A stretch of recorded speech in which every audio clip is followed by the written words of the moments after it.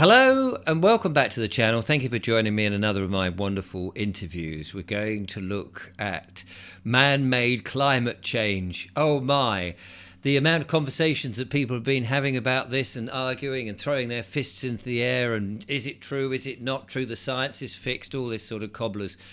We're going to have a look at it with my wonderful guest, Daniel Thompson Mills, who is a familiar face to the show and, as you know, has written a number of books. I've got some of them here. There's another one lurking about somewhere on money. We have also looked at the germ theory versus terrain theory. I've been reading about that in Raw Milk, of all things, a book about that, which has been fascinating to do.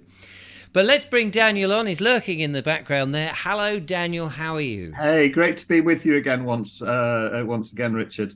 It's lovely to have you on. And I know we were talking just before we started recording that the last time when we were talking about that terrain theory and what it is and how it sort of trumps germ theory, you've been inundated with sales, which has been good on your wonderful book. Yes, well, you're a popular man, Richard, and your channel rather is very popular. So it's out of my hands. It's all down to the wonderful guests that I get on the show, to be honest with you. So we're going to look at climate change, and of course there's fierce worries about this, probably not so much from my audience in the actual change of the climate itself, but the policies that are being drawn up in response to the so-called climate change and where we might be going in the future, which is worrying people.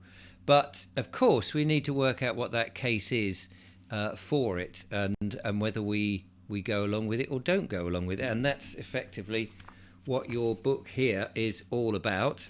We've got your website. I'll put your website up shortly. How the environmental movement is being manipulated for nefarious ends and the urgent need to prepare for the approaching grand solar minimum. Well, that's something that fascinates me because I need to get my tinfoil hat ready for that to reflect the grand solar minimum and what we can do for it. So, yes, Daniel, over to you. Where do we start with this very big subject? Well, the place to start is by me categorically saying 100% that the planet is in extreme crisis, that we've got a loss of habitat, we've got huge environmental degradation, there's an anthropogenic extinction event going on. In other words, we're losing a lot of species.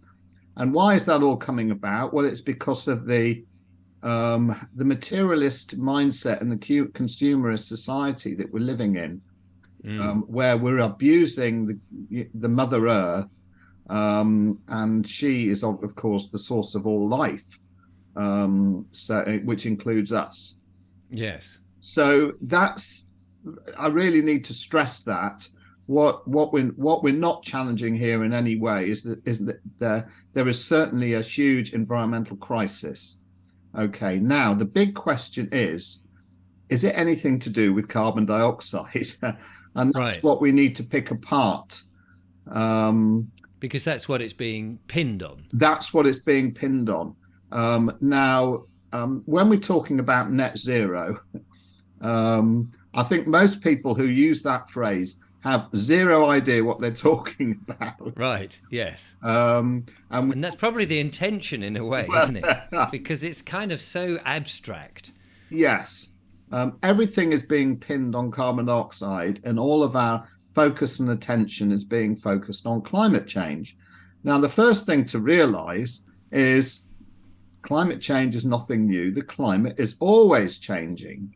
Yes. Okay. And why does the climate change? The climate changes because of natural cycles. And these are the key thing to understand that, we're living in what's called a solar system. So we're very close to the sun. We're a small little blip compared with this big ball of electromagnetic energy. And in fact, we are one astronomical unit away from the sun. And if you think that the sun has an influence up to 100 astronomical units, we're relatively close. Right. And the sun is throwing out all this electromagnetic energy, which hits the Earth and causes effects. Now, an obvious effect is the northern lights that you can observe in northern climates at certain times, where these charged particles interact with the particles in the atmosphere.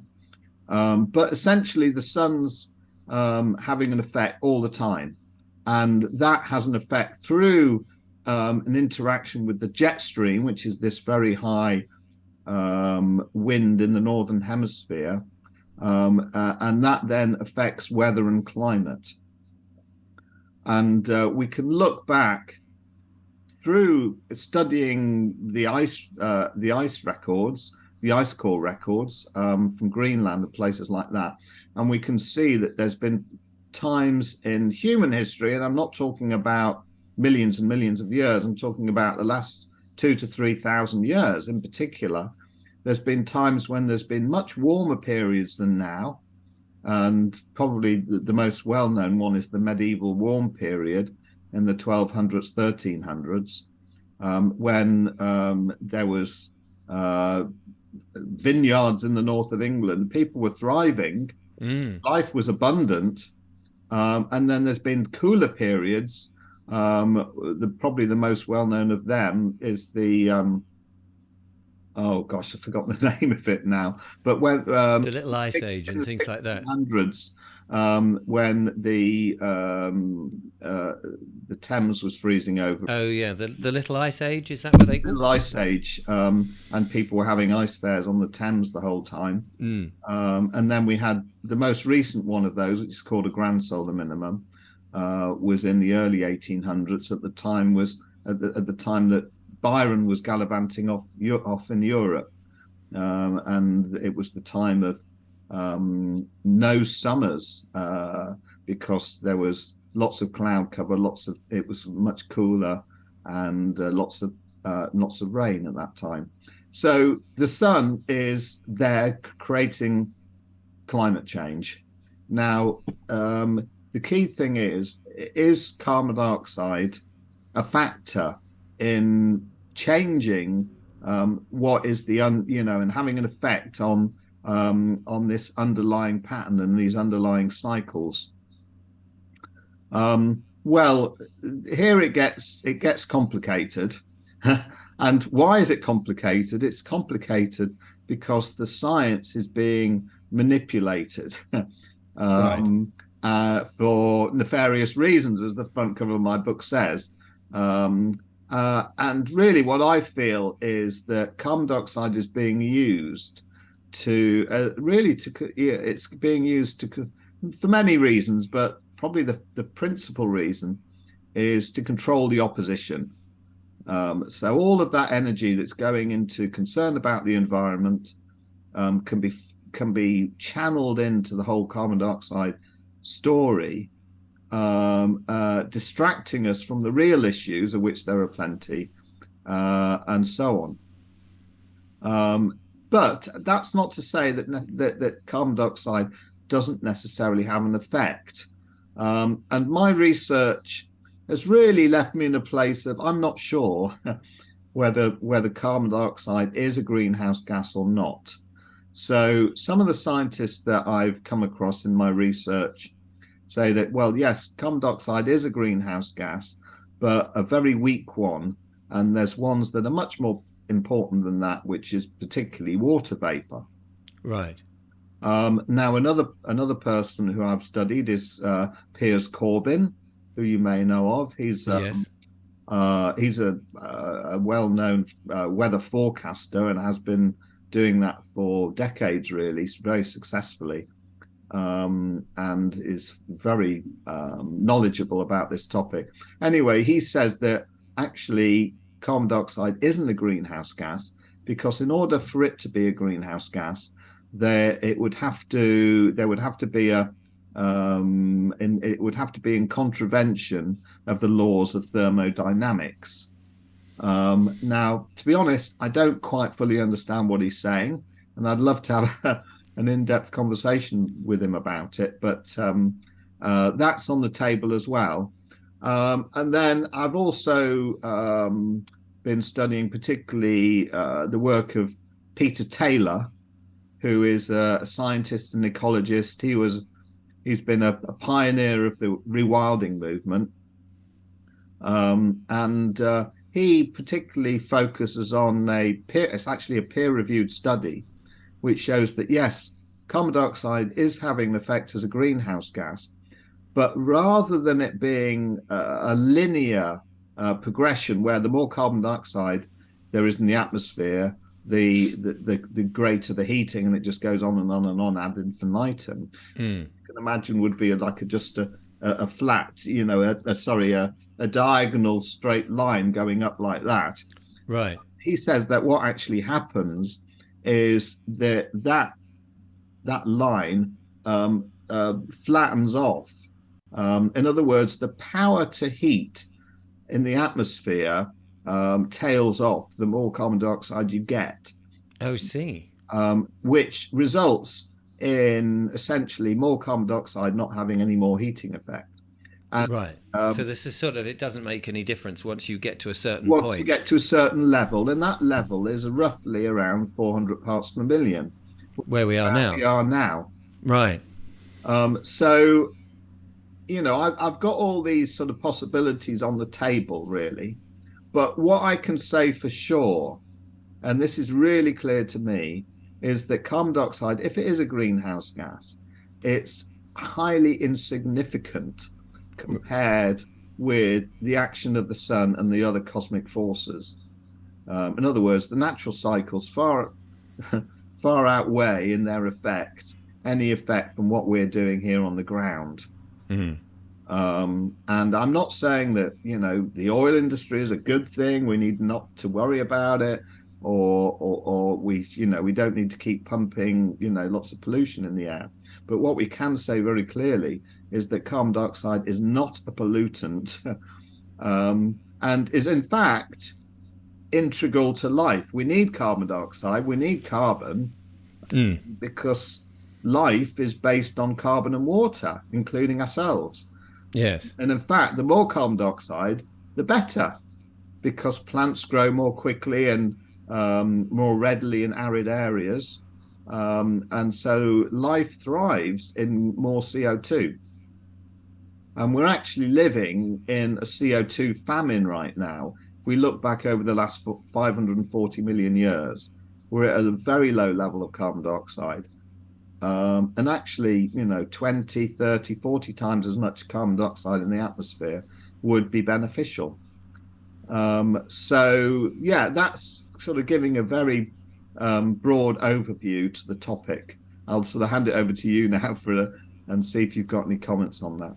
Well, it sounds then that the reasons that the politicians give to go towards things like net zero is purely punitive. We don't need to do that, and that there are other reasons, and you've said nefarious reasons, why they keep pushing this notion that we need to continually deal with carbon and have all these sort of methods of either offsetting it or moving us to so-called renewable energy or free energy, and giving the oil industry a really hard time. Although it does seem that the oil industry is also behind some of this movement in and of themselves, which is rather difficult, baffling, I suppose, to come to grips with. So let's go back to the sun, because I'm intrigued about the sun's role, because you talk here about the grand solar minimum that we're approaching. Can you explain what that is and how long it will be before it arrives and what it's likely to do? Great. So the sun, as I say, is this huge ball of electromagnetic energy, and it's throwing out lines of electromagnetic energy towards us and everything in the solar system all the time. And that,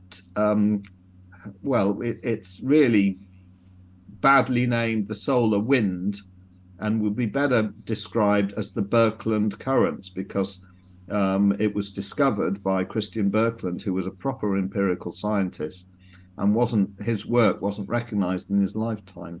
So I think it's somebody we should honour really as scientists. So that's the Birkeland currents, and as I say, they hit the Earth and they cause changes to weather and climate. Now, and when you say currents of electricity, or electromagnetic energy, right? it's Okay. plasma, in other words. Okay. It's moving electricity, if you like, without wires, which is Right. plasma. Yes. And the sun has a regular cycle, so of activity, of electromagnetic activity, and we can easily measure this by the number of sunspots. The more sunspots there are, the greater level of activity, and vice versa. Now, every 11 years, we go from a peak of activity of the sun to a trough of activity, and that's called a solar maximum and a solar minimum. So if we're, for example, at a solar maximum at the moment, in 11 years we'll be at a solar minimum, and then another 11 years time will be the solar maximum again. Okay. Now, every so often, um, there is a particularly high peak, which is called a grand solar maximum, and a particularly low trough, which is called a grand solar minimum. Right. Now, all the research that I've done um, indicates that the last grand solar minimum was in the early 1800s, as I say, and we're due to have another one. When I wrote the book, it seemed fairly clear to me that that was likely to be quite soon, perhaps in the 2030s. Now, having particularly corresponded with Peter Taylor about this topic, I'm a bit unclear about that. I think that definitely there's one due, but if it's whether it's going to come about so soon is unclear. And in fact, also that there's other natural cycles which then all interact, and so the picture gets more complicated. But where does that leave us? Well, that leaves us with really needing to do, which is complete no-brainer as far as I'm concerned. We need to build resilience for whatever comes. And in terms of climate, that's whether we're going to be in warmer times or cooler times. We need to be prepared for whatever comes. So, what does this plasma do then? The minimums and the maximums. What effect do they have when they arrive every 11 years ordinarily? Well, no, that the plasma is arriving the whole time. It's where the level of it that's important. Yes. Now, what that does is that affects the upper atmosphere, which then causes effects to what we know as the jet stream, which is this high this wind very high up in the atmosphere in the northern hemisphere. Now, when there's a lot of electrical activity, that jet stream, it's like a ring on the top of the planet. Think of it in that way. And it shrinks and it goes towards the North Pole and becomes very stable. So the area of cool temperature is above that, which is at the Arctic, in other words. Right. And the area of warmer temperatures is below that. Okay, which in our case would be Europe, for example. Now, what happens when the level of activity reduces is that the jet stream moves further south, but it also becomes very erratic and unstable, which means you can get large swings in temperature and unusual differences in temperature. So, for example, in the last grand solar minimum, which is the early 1800s, Britain sent an expedition to the Arctic, and because Europe was so cool and damp and not very warm, they were expecting that there'd be a lot more ice and cold temperatures in the Arctic. But because there was actually this sort of huge swing in the jet stream, it meant that the Arctic was actually warmer than normal, and there was less ice. Right. This expedition observed that. So yeah, and that can have all sorts of unpredictable effects in terms of. But generally, if we look back on the past grand solar minimums, we can see that Europe seems to be very much affected by cooler temperatures, damper temperatures, lots more cloud cover, which of course means, first and foremost, it's a lot more difficult to grow food. Yeah. So then, we want to be thinking more in terms of indoor growing, polytunnels, particularly greenhouses, and working out ways of heating them as well, perhaps, using compost, the heat generated from compost to pipe that heat back into polytunnels. There's all sorts of ways that we could go forward. Yeah. But as I say, it's a bit unclear exactly what is going to happen in the future. The future is unpredictable. Of course, yes. So we can have a sense of things. We can look at the patterns because the sun has a very particular pattern of activity. Yes. Are these the grand minimums and the solar minimums, are they the same, or is this different from are they called the colon ejections? The Conan Oh, right. So you're talking about the mass coronal ejection. Corona, yes. Nothing to do with your colon. I beg your pardon. You can put your sanitary towels away. Yes, the corona ejection, is that's I don't quite fully understand that, but that's like a spike of stuff, is it? That's right. That's when the sun particularly throws out, all of a sudden, quite unexpectedly, a surge of energy, which is right. short term, quite, yes, just like a pulse of energy that then can hit the earth. And of course, that can have all sorts of effects. Now, if we look back at what was called the Carrington effect, which you may know of, which was the 1800s. At the time, all that there was in terms of digital, and not digital, but electrical systems, was the telegraph.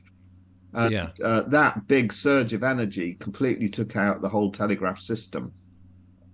Of course, if something like that happened today, we're talking about GPS being knocked out.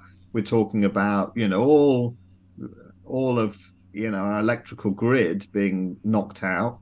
So heating, power, everything, nuclear power stations, So it would have a huge effect on everyone, with everyone on the planet. And it's something that people keep predicting for fairly soon, either next year or the year after, or it could it could happen anytime. It could happen the next 5 minutes, or it could happen in the next 500 years. Right. You know what I mean? Okay. So, but we have policies that have been pushed towards ever increasing electrification of everything, as with EV cars, because of the fear that the man-made global warming problem, in inverted commas, that we're producing too much CO2, and so therefore we're covering the countryside in these wretched windmills, these turbines, and then the farms have got swathes and swathes of solar panels, and policies are coming in, as we've seen with the energy bill, that everybody's got to have electric this and electric that rather than natural gas or wood burning stoves or any other mechanism to heat and cook. And yet if we are potentially at the mercy of some corona ejection or anything, surely, as every other avenue they push at us, diversity is the key. Surely we should have a diverse amount of energy to us, so we're not at the mercy of one particular type of energy, i.e. electricity. I totally agree. Now, let's just take a step back here. So why is carbon dioxide being pushed, this net zero agenda being pushed the whole time? And then things being pushed, like you've been talking about, electric cars and so on, solar panels. Well, let's just take a step back. So, why is this carbon dioxide so useful to big oil and those that want to seek to control us and manipulate us? Well, firstly, because it can easily be portrayed as causing the environmental, being the main thing that we need to be concerned about to do with the environmental crisis. But it actually is so insignificant or has no, major significance that it doesn't, it's not hurting us at all. Well, it's a distraction from the real issues of which there are. Right. That's the key thing. We can go through a number of those. So, for example, the use of glyphosate around the world, or known as Roundup as well, is the most pervasive poison on the planet, an agrochemical that's water soluble, so it gets into all the water systems, the water cycle. We can't avoid glyphosate, which is poisoning us and the planet the whole time. What are the other distractions? Well, depletion of the soil. Yes. We've massively depleted the soil, loss of topsoil, and so on. And that's the basis of life. So we need to start rebuilding the soil and working towards regenerative agriculture. There's a lot of pollution and contamination that isn't being talked about. So yes, there's been, which is wonderful, there's been focus on plastics. But what about tires, for example? Which have a huge negative effect. We've got habitat loss, which is extremely important, but yet development is forever going on, more and more being tarmacked over and so on. We've got the harmful effects of man-made electromagnetic fields. Nobody's talking about that in the mainstream, are they? No. 5G, Wi-Fi, the massive health effects of that, and the effects on the ecosystem as well.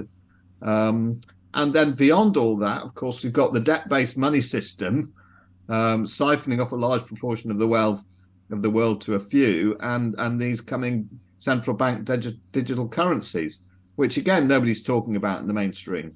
So this whole carbon dioxide focus is distracting us from all these major issues and many more. And then when we look at the proposed solutions, again, in the mainstream here we're talking about, they're actually harmful to life and counter to meaningful change. So nuclear power, for example. Well, nuclear power, it requires fossil fuel to begin with. It's completely dependent on fossil fuel. And you get all this nuclear waste that takes hundreds of thousands of years to degrade, and we don't know what to do with it. We can't find anywhere to put it, and so on. There could be a disaster any moment, like Fukushima. What else is being proposed as a solution? Well, GM crops. Let's grow more GM crops and therefore have more agrochemical-based agriculture in bigger and bigger farms. And yes, so let's poison the planet even more, in other words, and degrade, our seed bank and so on. And of course, it's not just crops, because we did see the king bring into royal assent the precision breeding, which was then fiddling around with the genome of animals. I know, it just gets more and more nightmarish, doesn't it? And every time you look at anything the government seems to put into practice at the moment, it's anti-human and anti the planet. Exactly, yeah. And then let's look at electric cars. Well, electric cars, they need a huge amount of fossil fuels to create an electric car. Where does all that metal come from? Where does all that plastic come from? And then of course there needs mining to get the lithium out the ground and all the precious metals needed to create the batteries and so on. For anybody, and the mining is by miners, as in children. Well, often children in the Congo, and all that sort of thing. Yes, exactly. So for anybody to think electric cars are green, it's just, how do they? It's bonkers to think electric cars are anything like green. Yeah, and we see. I don't really understand how so many people are talking about this, not necessarily on mainstream media, but people, I don't know how people are able to look themselves in the mirror, because some of this is common sense. That the car doesn't just ping into existence.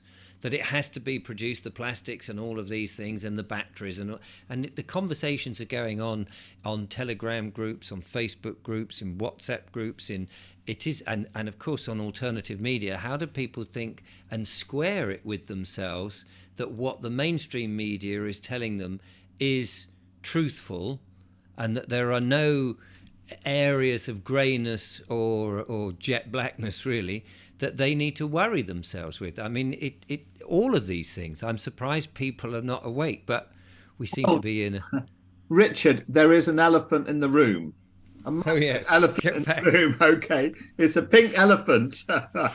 You can't avoid it, but people seem to be able to dodge it very rapidly. They have a blind spot about it. And what's the elephant in the room? The elephant in the room is that we're being fed this lie that all we need, yes, there's an environmental crisis. It's to do with carbon dioxide. All we need to do is have a technological fix. So we can carry on our lifestyle, we can carry on with our Netflix subscription and our Amazon deliveries. But all we need to do is revert from coal and gas-powered power stations to nuclear power, or go from petrol and diesel cars to electric cars, and so on and so on. Go from real animals to Bill Gates' synthetic burgers. Yes, exactly. GM, let's have more GM. That's going to solve things for us. Absolutely. Wonderful. Hand it all over to those wonderful scientists that did such a good job in the COVID period. Yes. Didn't they do it well? So didn't they do well? What's the elephant in the room? No, we need to fundamentally change our lifestyles. Okay. And what's the basis of that? We need to have a different relationship. We need to come back into relationship, in fact, with Mother Earth. Yes. Ground beneath our feet.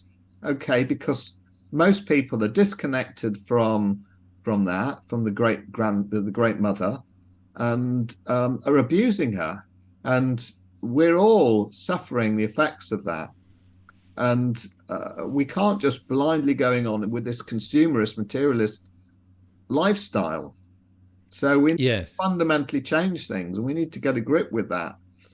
It's interesting you say that, because on the one level, that's what they're telling us. These people who want to control us are saying you've got to change. You won't be able to fly. You won't be able to do this. You'll have to stay inside. You will restrict your movements. You can only buy one item of clothing here.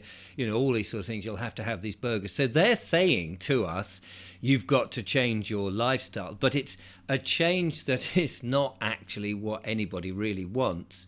Whereas the change you're talking about is effectively taking from the past the ways that we used to live and appreciate things. To me, this last 100 years has been an experiment that has gone disastrously wrong with the consumer society, with the progressive society continually pushing us into a direction. I always say, what are we progressing to? It does seem to be an earlier grave in my book, but you're right. I think we've got to change. It's which change do we make? Well, the change that's being foisted on us really is change that's to do with, as we know, manipulation and control. It's not to do with anything about making life better for us and for the planet, essentially. Let's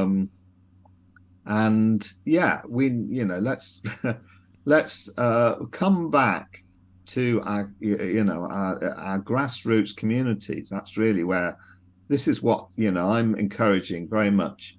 Let's get off the mainstream systems as much as possible, create a parallel society in our local area, and disinvest from this whole madness.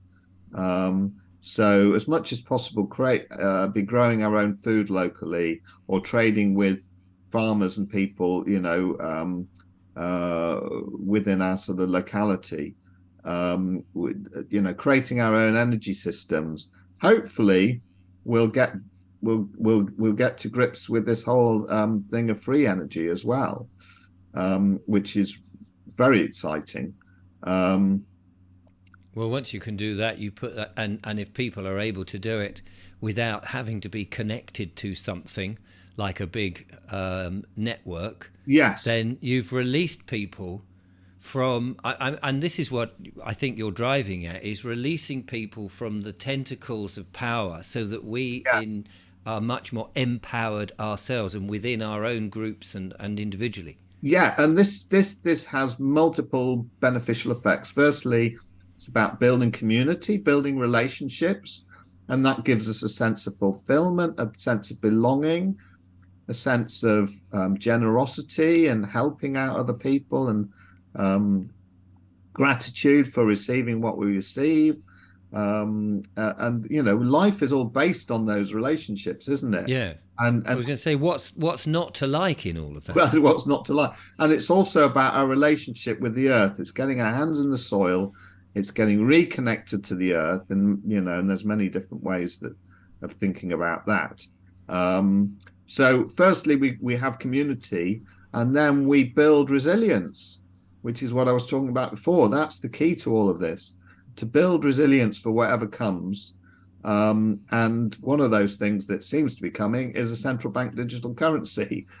So if we've disinvested as much as we can from that mainstream money system, and we've created our own means of exchange and possibly even moved on to a gift economy as well within our local area, particularly, then we're not beholden to what the central bankers wish to bring about, that programmable money. Yes. And so on and so on, and the list goes on. But it all starts with community, and how does community start? Well, we can take small steps towards that. So we can, perhaps have create a potluck evening where everybody brings around a dish, and we play some music together or hang out together. All sorts of things. Perhaps we have a community garden day where people come, and we can get together in somebody's garden or in a community garden, and do some weeding and planting and designing of growing space together or whatever. So there's many different ways that this can happen. But community is the foundation, and we're talking about grassroots here. So yes, the parallel society is the key across the whole board, really, and we're just focusing particularly on the environment stroke climate change issue. But with every topic that we might want to look at of relevance in our world, it all comes back to this empowerment, really, and community. Yeah, no, I totally agree, and I've been bashing on about those sort of issues because it just seems to be common sense at the end of the day. And I think if we all look back to what happened 3 years ago when the government said you couldn't go out and you couldn't go for a walk because of a reason that they gave us and told us about, and I don't need to explain that to the audience, I think most people came to the conclusion that being enforced or imprisoned and having restrictive life is not actually what you want. And in many ways, it's made people realise just how important it is to be together, Yeah, and how little they do know their area and their neighbours, because we've all been atomised. that's right. Yeah, the more people are separated from each other, the more easily manipulated they are. And it's not just in recent times either. No. The whole move away from, well, the enclosures of the land was a big significant event in the last few hundred years, where people were the land was privatized. People were chucked off the land essentially, where they'd been able to have sustainable livelihoods based on the natural resources of their area. They were cut off from that, and they were forced into the cities, where we had the Industrial Revolution kicking off with all those factories. They became factory fodder and wage slaves, and well, life has gone on since then. Yes, Really. but these are lessons, aren't they? I mean, divided up. Yeah, exactly. These are lessons that we must, history is there to teach as well as to look back on, but they're there to show us that when those smaller numbers with power start to close off areas, that if we don't get together and start resisting and have that resilience that you speak about, then we're not going to be much better off. Yeah, and we need to. Yeah, I'm not saying that the the internet and sort of technology we have Technology. these days. I'm not saying let's chuck that out, but we can find better ways to make use of this technology. But we also need to spend much less time on screens and get out into nature, and as I say, create proper human relationships and. Yes. I'm always aware when somebody says just that, the irony that what we're doing now is you're on your place, I'm on mine, and we're on a screen to each other, and the people watching this are watching this on a screen. Of course, we're using the technology to discuss Yes. a problem, but hopefully when people have watched this, they can put their device down and go outside Yes. and get some real sunshine on them, which is Yes. what I tend to do at the end Yes. of my interviews. I tend to Yes. sort of go outside, have a cup of tea, go and.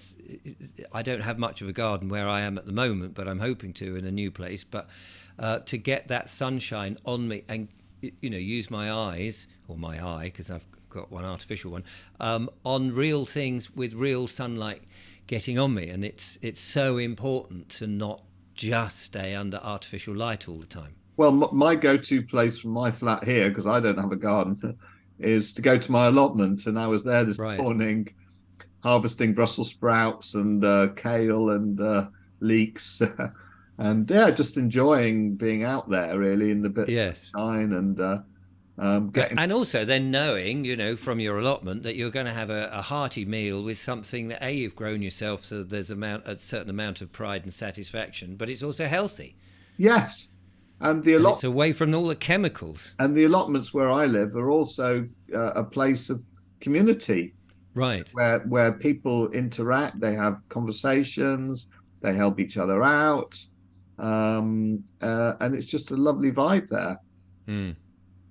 Yeah, we do need more of that, and that's where a friend of mine, Sean, is a big advocate for allotments, and he just gets involved and helps other people and gets on the committee, and they do events and they have get-togethers and things like that, where it isn't just about growing stuff, but they're doing all sorts of bits and bobs, which is that it's that human connection. Yes, exactly. Yes. Which is what is threatened with all of this, is that sort of control, as you mentioned, with the CBDCs behind the screens and the atomization of the humanity. Yeah, ultimately, if we withdraw our energy from the mainstream systems and just get on with things and create the world that we want to create, then that power base will just shrivel and die ultimately. So do you think that we're on course to do that?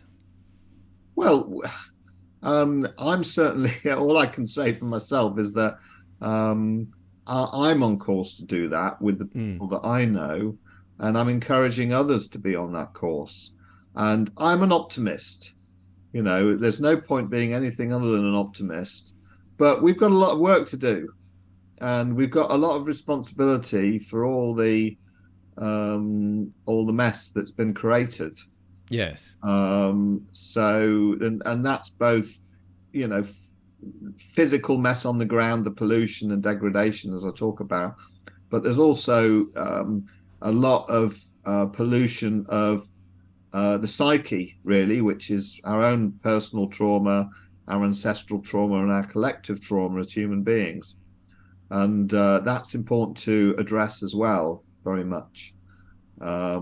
So the more people that take responsibility for this and work to create, work to heal themselves, heal others, and heal this world, then the better. And I'm getting together with people to do that, and then I feel inspired and feel more energized to and so on. Well, I think you're right. If people are able to heal themselves first, then their outlook changes and they want to then start to heal their environment. And if you feel good about what you do, you're much in a better place, I think, to share it with others and encourage others to do the same. And suddenly you have tidied up and cleaned up and all of those things. It's all about, it all comes down to connection. Yes, Building definitely. connection to ourselves, connection to others, connection to our world, to nature, and so on. You are an inspiration, Daniel. You're an inspiration with your ideas. I just Well, want to flag up your book again. In fact, what I'm going to do is going to show your website, because you've got your 3 books here. Let me just connect to that. Here we go. It is at Dandelion Speaks, which I always, when I look at it, I always think, what a lovely name. Where did that come from? well, Dandelion is my moniker, really. Oh, right. It's a lovely, I just love it, Dandelion.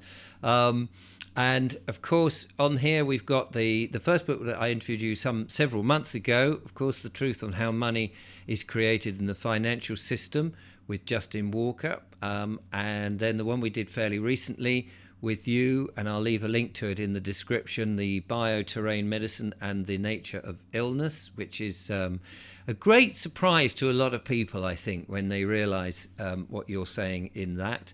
And then, of course, this one, The Case Against Man-Made Climate Change, How the Environment Movement is Being Manipulated by Nefarious Ends, and to prepare for the approaching grand solar minimum.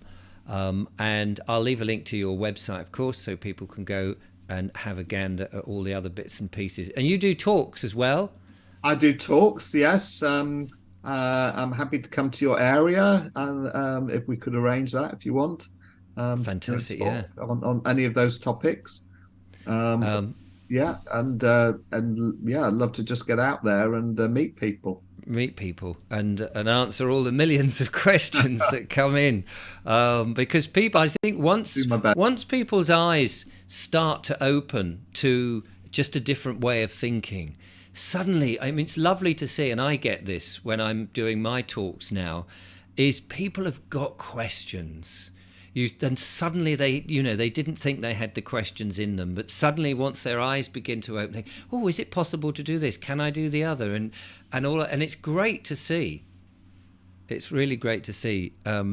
Daniel, I have to go off. I've got somebody wants to interview me next, so I have to disappear. But thank you so much for telling me about your book, your recent book, and the other books. Of course, I would thoroughly recommend. I hope you're inundated with people interested to read your approach to this.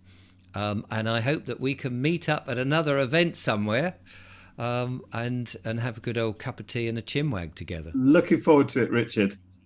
Oh, brilliant. There you are, ladies and gentlemen. Thank you so much to Daniel there. Do check out the website, links in the description. And of course, I'll be back with more wonderful guests and monologues. But until then, time has beaten us yet again. I will say cheerio from Daniel and I. Goodbye.